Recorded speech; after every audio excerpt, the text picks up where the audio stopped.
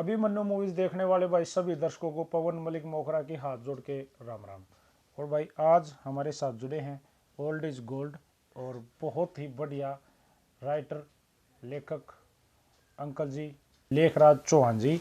और अंकल जी ने जैसे मेरे हाथ में ये बुक है, ये जितनी भी इसमें भरी पड़ी हैं 285 रागनी इसमें लगभग 285 कविताएं रागनियाँ इसमें लिखी हुई हैं, सब की सब अंकल जियों के लिखी हुई हैं। और वह अंकल जियों के बारे में अब और ज़्यादा जानकारी इस इंटरव्यू में आप सुने लोगे। तो अंकल जी अभिमन्यु मूवीज पर स्वागत है, नमस्कार है। नमस्कार जी, आप अभिमन्यु मूवीज सुनने वालों को सभी का स्वागत है।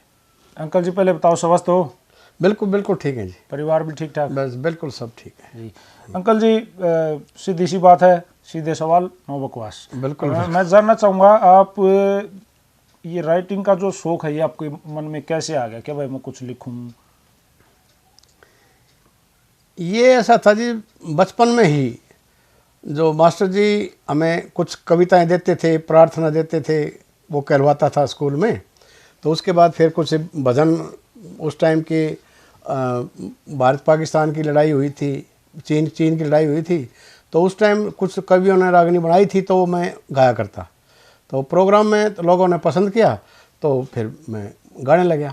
ऐसे ऐसे करते करते बस गाने में इतना रुझान हुआ कि मेरे 5वीं तक कम से कम 25-30 रागनी याद थी। फिर मैं चला गया मिडिल स्कूल कटवाड़ में, उस टाइम तक मेरे 40-50 रागनी कंठस्थ थी। तो वहाँ माशे दाचन जी आए थे, उन्होंने एक प्रोग्राम किया था तो उसमें मेरे को उन्होंने बुलाया। तो मैंने उनकी एक रागनी सुनाई थी। बोले वे बेटा क्या सुनाओगे? मैं कहा जी एक ये रागनी है, रणभूमि के मैदान में वीरा का काम नहीं जी। तो ने भैया तो मेरी लिखी हुई है। मैं जी किससे की, हमने तो पता नहीं किसने लिखी है, लेकिन मेरे याद है। तो मैंने सुनाई थी तो उन्होंने मेरी पीठ थपथपाई और मेरे को आशीर्वाद दिया, ले बेटा भाई तुम आगे चल के ना इस गायन के क्षेत्र में या कवि के में बढ़ोगे। तो फिर मेरा भी हौसला बढ़ता गया। उसके बाद फिर मैं कॉलेज में आया तो मैंने कुछ ऐसी चीज़ें देखी कि जिनके ऊपर कलम मैंने उठानी ज़रूरी समझी। तो फिर मेरा रुझान उसी टाइम से हुआ, 1971-72 की बात है। उस टाइम मैंने लिखना शुरू किया था। उस टाइम वैसे तो कागज़ों में मेरा डेट ऑफ बर्थ 1955 है, लेकिन मैं 1953 का हूँ। 2 साल ऐसे ही हो गया था। तो 17-18 साल का था मैं उस टाइम, तो मैंने चालू कर दिया था लिखना। जी। आपने जैसे स्टार्टिंग में बताया अंकल जी जो पढ़ा करते हैं प्रार्थना में कुछ ऐसा, तो कितने पढ़े लिखे हो? मैंने ग्रेजुएशन की है जी। मैं 10वीं गोहाना से की थी और फिर बीए भी मैंने गोहाना से की, Haryana war heroes memorial college से 1975 में बीए की जी। अभी आपने बताया कि भाई आप कटवाड़ में गए थे कुछ और वहाँ दयाचंद जी आए थे। हाँ। आप रहते सेक्टर 1 में हो, मूल निवासी कहाँ के हो? कोई कौन सी धरती पे जन्म? मेरा मूल गांव है जी बड़ी ब्राह्मणान, गोहाने के पास है ये। कटवाल भैंसवाल और बड़ी ये गोहांड है, मोई उड्डा है, रबड़ा है, वो बड़ी गांव है मेरा जी। अंकल जी बीए कर ली थी उन टेमा के, ग्रेजुएशन में आपने किया उन टेमा में, तो डेफिनेटली नौकरी तो मिलनी थी। तो कहाँ जॉब करते हो? सबसे पहले तो मैंने 1975 में ग्रेजुएशन करके कंपटीशन की तैयारी तो मैंने पहले कर रखी थी कि नौकरी बीए करते करते मेरे 3-4 सिलेक्शन हो चुके थे। वहाँ से फिर मैं लीव होके फिर बैंक में फाइनली प्रोबेशनरी अफसर लगा मैं, ओरिएंटल बैंक में। मेरी पहली पोस्टिंग बॉम्बे में हुई। उसके बाद फिर लखनऊ गया, फिर भोपाल गया, उसके बाद फिर मैं 83 में रोहतक आ गया। अब आपने बताया आपने गाया भी, आप गाते थे? ऐसा है जी, जब वो कंपटीशन चालू उस टाइम नहीं हुए थे, सिर्फ जो गांव में प्रचारी आते थे और सांगी आते थे, उसमें मेरे को गांव वाले ज़बरदस्ती करते थे कि भाई हमने तो लेखराज की 2-3 रागनी तो सुननी है। तो फिर मैं भी कहाँ इनकार करता, भाई जब इतने गांव वाले कह रहे हैं तो मैं भी गा देता था। कोई निकनेम भी था आपका जो पब्लिकली गांवों में आम पब्लिक जाना करती आज भी? नहीं, कोई मेरा निकनेम नहीं था, सिर्फ लेखराज ही नाम था। तो नौकरी लगने के बाद फिर मैं चौहान लिखने लगा, उसके बाद मैं LR चौहान हो गया। कई साल तक तो लोगों ने नौकरी में मेरा नाम ही पता नहीं था। तो जी आपने फिर लिखना कब शुरू किया? लिखना शुरू किया 72 में।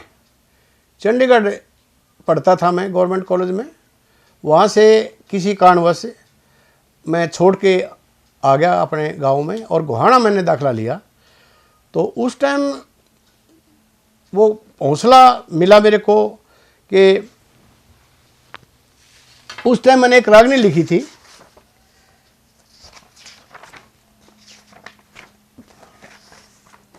कि भाई जैसे कोई अड़चन आ जाती है तो आदमी अपना रास्ता छोड़ देते हैं, हार जाते हैं, कहते हुए हताश हो जाते हैं।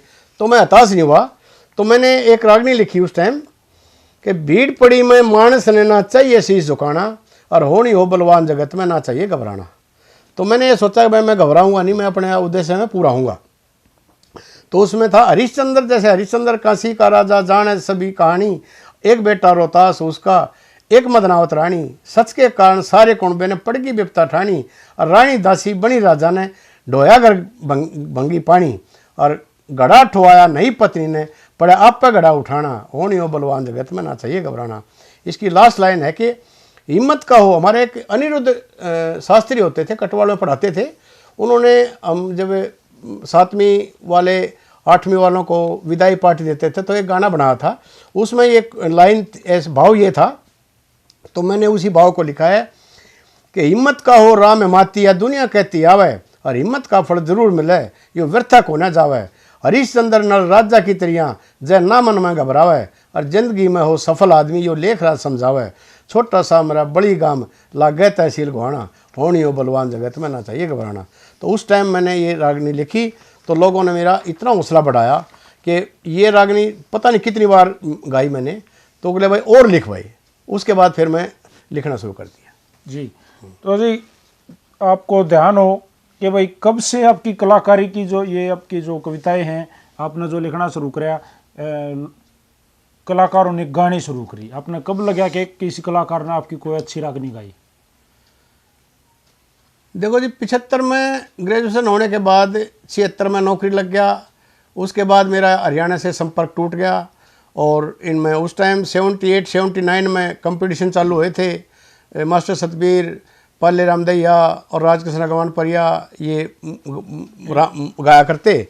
तो मैं वहाँ सोचता था भाई, कहते मेरे को यार लेखराज तू हरियाणा में होता ना तो भाई तुम इन जैसा कलाकार होता है। मगर यार भाई भगवान का दिया, ठीक है भाई, अपने से यहाँ हाथ करते मांगते हैं, मैं वहाँ कमाता हूँ, तो चलो अच्छा ही हुआ ये। लेकिन ऐसे होते होते होते कई स्टेटों में रहा मैं, अंत में मैं भिवानी गया 91 में। तो वहाँ एक कुंदन सिनेमा में कलाकारों का, हरियाणी कलाकारों का प्रोग्राम करवा रहे थे, वो टिकट लगा के। तो मेरे को वहाँ कोई ले गया, तो उन्होंने वहाँ फिर बाली शर्मा से मेरा परिचय कराया। तो बाली ने कहा भाई चौहान साहब मेरे लिए लिख दो। मैंने भाई मैं तो लिख रखी बहुत, किसे लिख रखे उनमें से गा लो। तो ले उनमें तभी गा लूँगा। उन्होंने तो उस किस्सों में से उन्होंने कई रागनी गाई। तो फिर कहने लगे भाई ये कौन है ये चौहान साहब? भाई बैंक में मैंने मैनेजर है, मैंने 91 में मैनेजर बनाया था। तो फिर बाली किसी की सिफारिश लेके आया, तो भाई चौहान साहब मेरे लिए लिख दो। माँ भाई चलो टाइम तो है नहीं, बैंक में दबड़दाम बड़े रहे, बिजी बहुत रहे हैं, बिजी बहुत थे, शांति मन की थी नहीं। फिर भी मैंने उसके कहने से 95 में बाढ़ आई थी हरियाणा में। तो उस टाइम ये डूब गया, ये इलाका डूब गया, फलान डूब गया, ये डूब गया। तो लजीज पे 95 में आई थी, 95 में आई थी। तो ये 2 सितंबर को बारिश आई थी, उस टाइम शनिवार था उस दिन। तो 4-5 तक तो सारे हरियाणा में कंटिन्यू बारिश। हाँ, वो कई वो दिन रही थी बारिश। तो बैंक से छुट्टी सी होगी थोड़ी सी, फिर कस्टमर कम थे, तो मैंने कहा भाई लिख देता हूँ। तो मैंने एक दिन बैठ के रात को 6-7 रागनी लिख दी। तो अगले दिन उसने पढ़ी, गा के लजिए तो ठीक से। तो वो फिर उनको लेके ये मैना कैसेट में गया, क्यों मैना कैसेट में वो काफ़ी कोशिश कर ली थी उसने, उसकी एंट्री नहीं हो पा रही थी। तो वो कहते हैं कि भाई नई रागनी लाओ, नई रागनी लाओ। नई रागनी कहाँ से आएंगी? तो फिर मैंने लिखी, तो वो गया, उन्होंने वो पास कर दी। तो उसके बाद उसने बाली शर्मा ने मेरी पहली कैसेट गाई थी, हरियाणा में बाढ़ की तबाही। जी हाँ। तो जी वो जो दौर था, उस दौर में चटपटी जो रागनी वायर थे, जिनको चटपटी रागनियों का बहुत ज़बरदस्त दौर था वो।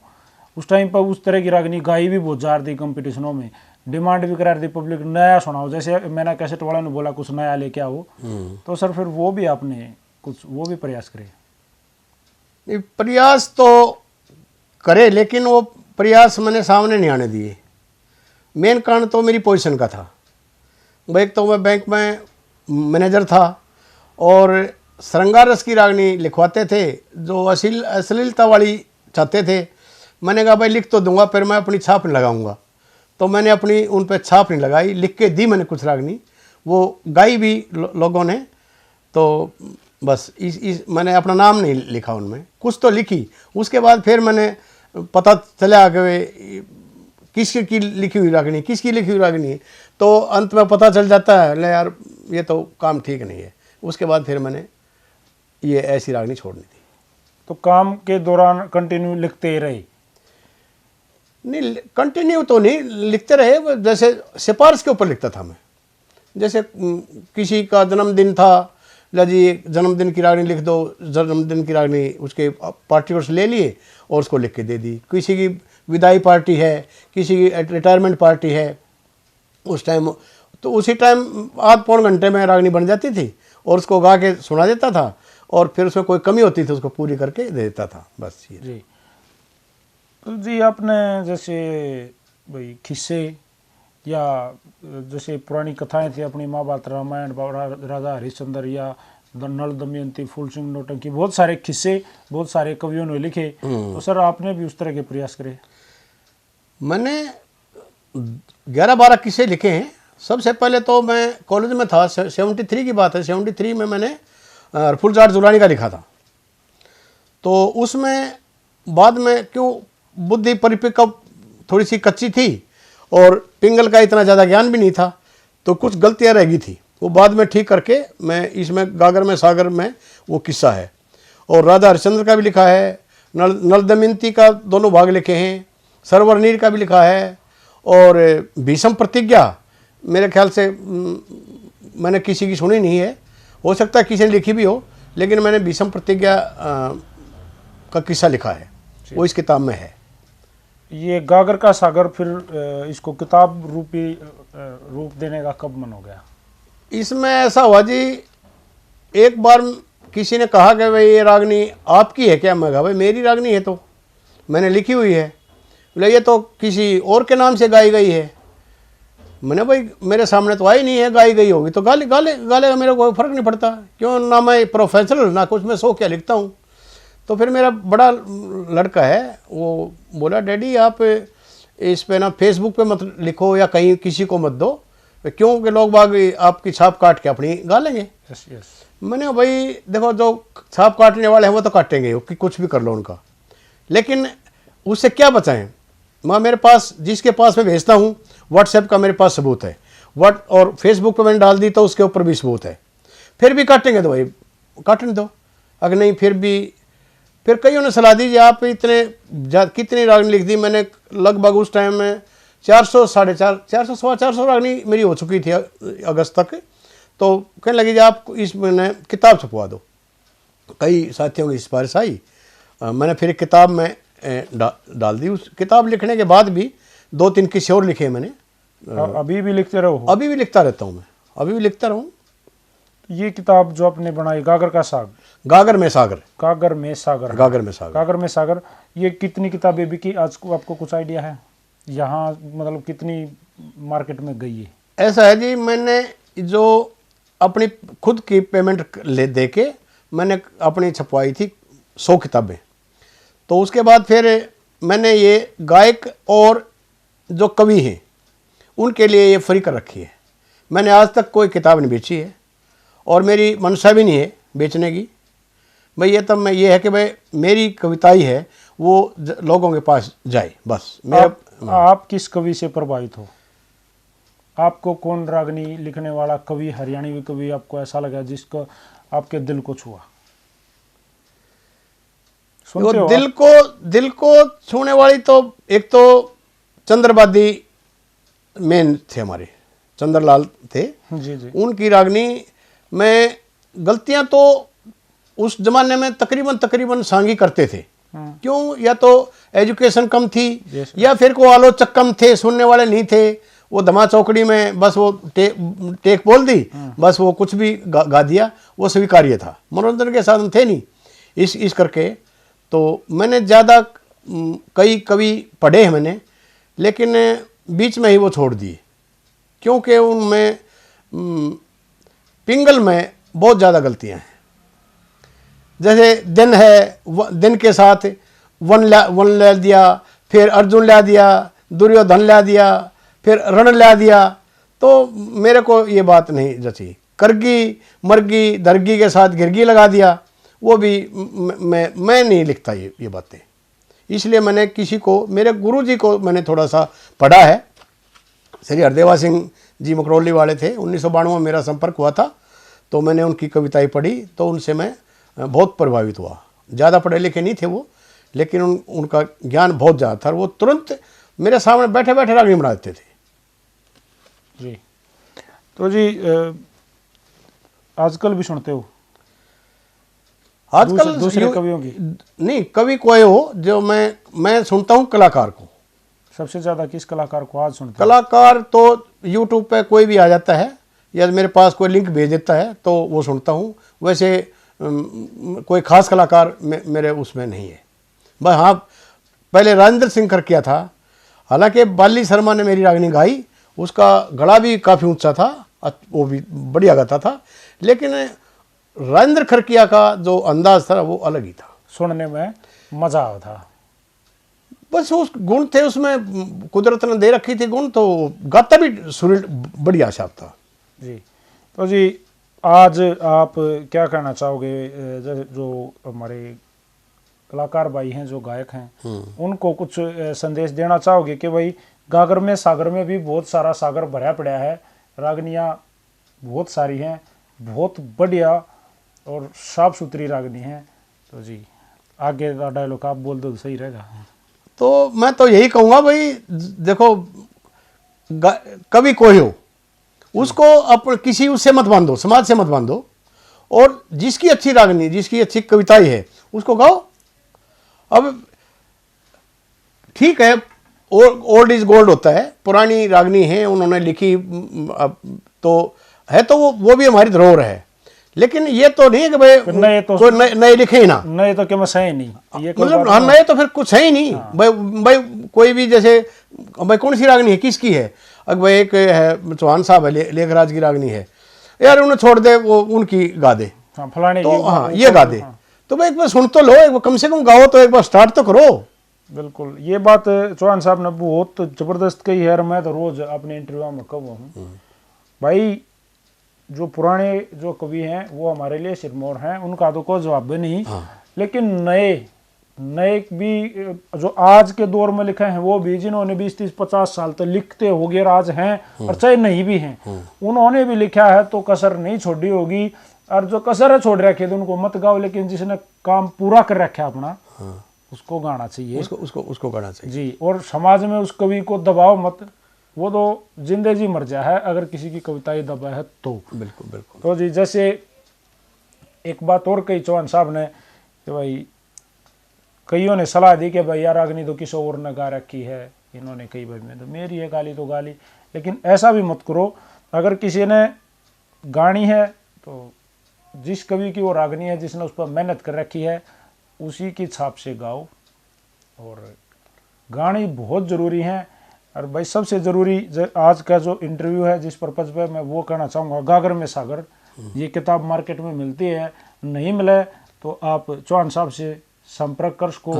सर एक बार अपना मोबाइल नंबर प्लीज़ बता दो। मेरा है जी 94 66 28 0029।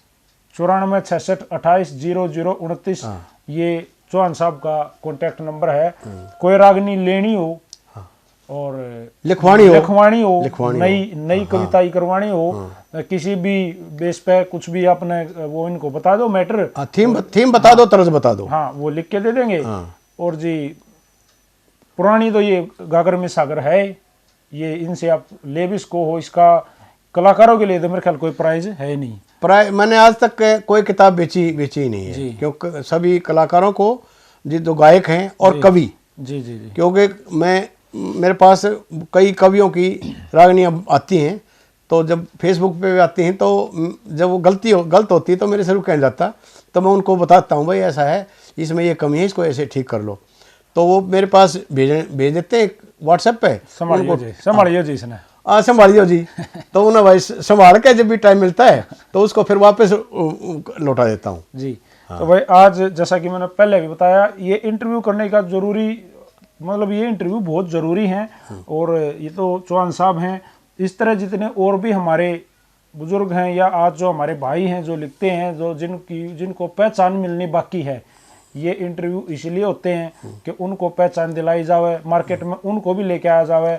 और चौहान साहब तो मल्टी राइटर हैं, इनसे आप जागरण की लिखवा लो, आप भजन लिखवा लो, आप रागनी लिखवा लो, और लेखक ही होगा लिखने लगा तो आजकल के जो गाने हैं अगर वो भी सोचो, अगर आपके मन में हो तो वो भी लिख सकते हैं।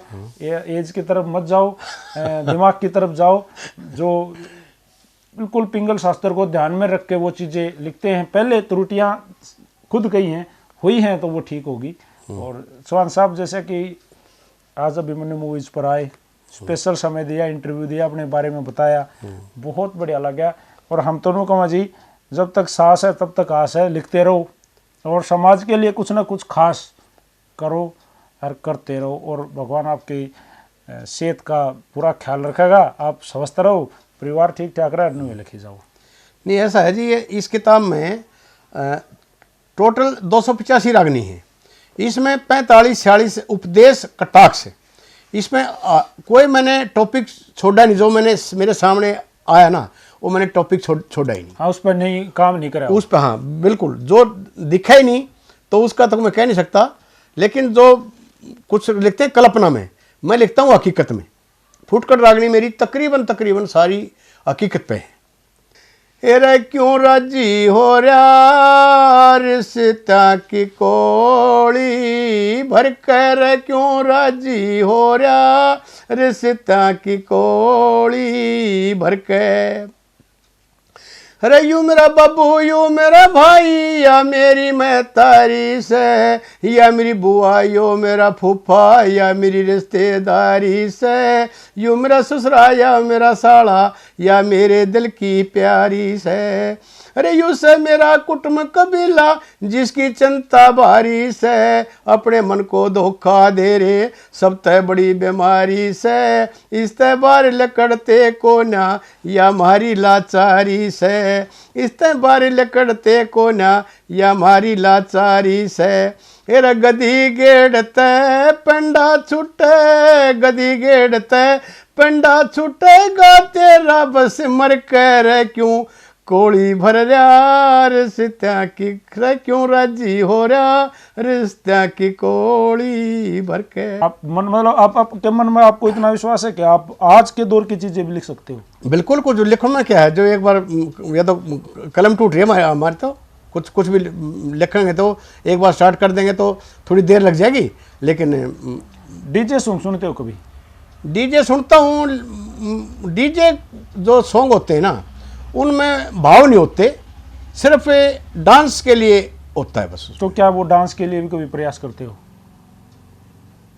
भाई अभी तो करा नहीं है, लेकिन अब करेंगे, करना पड़ेगा जी।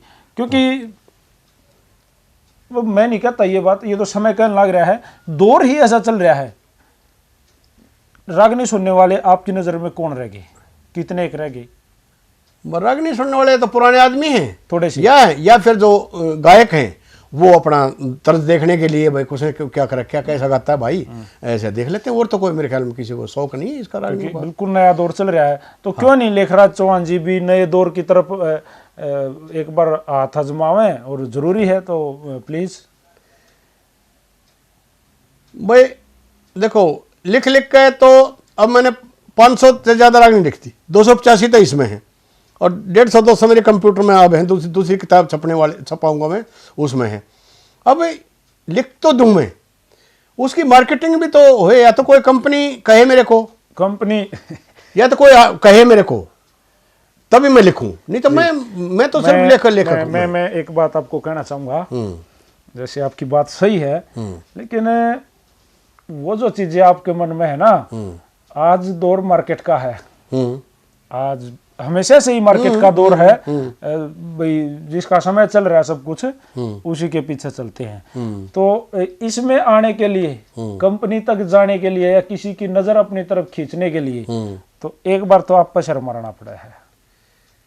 नहीं, मैं उस लिख भी दूंगा, उसको गाने वाले भी तो हो, कोई गाने वाले बहुत हैं, चीजें अच्छी बनती है ना, जब उन लोगों को मजा हो यार, या तो आज के दौर की चीज है और डीजे पे या तो धमाल करेगी, तो उस चीज को गाने वाले तो पीछे पीछे घूमेंगे जी। एक चीज निकल जाओ बस, एक मात्र एक चीज मार्केट में इसी आ जाए। मैंने 8-10 रागनी लिखी हुई हैं, और अगर वो डीजे पे गाई जाए ना उस संगीत पे, तो वहां वो धमाल मचा देंगी।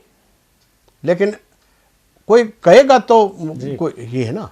तो जी सुन लो, लेखराज जी ने जो बात कही है चौहान साहब ने, उसके ऊपर ध्यान दो। माल सारा है, हाँ बिल्कुल, मसाला टोटल मतलब है, सेव है। आप कांटेक्ट करो, कांटेक्ट नंबर एक बार और बता दो, बताओ प्लीज। 9466 28 0029 जी। तो कोई भी संपर्क कर सकता है, और इनसे संपर्क नहीं हो पावे तो पवन मलिक मोखरा अभिमन्यु मूवीज पर 24 घंटे आपकी सेवा के लिए तत्पर रहे। आप कॉल करो, मैं इनका नंबर आपको तुरंत दूंगा। तो जी चौहान साहब, आपने भी जो हमें समय दिया और इतनी बढ़िया रागनी सुनाई, दमन और सुनने वालों का भी धन्यवाद जी। तो भाई सारे भैया ने चौहान साहब की तरफ से भी और पवन मलिक मोखरा की तरफ से हाथ जोड़ कर राम राम। जय हरियाणा, जय हरियाणवी, जय हिंद।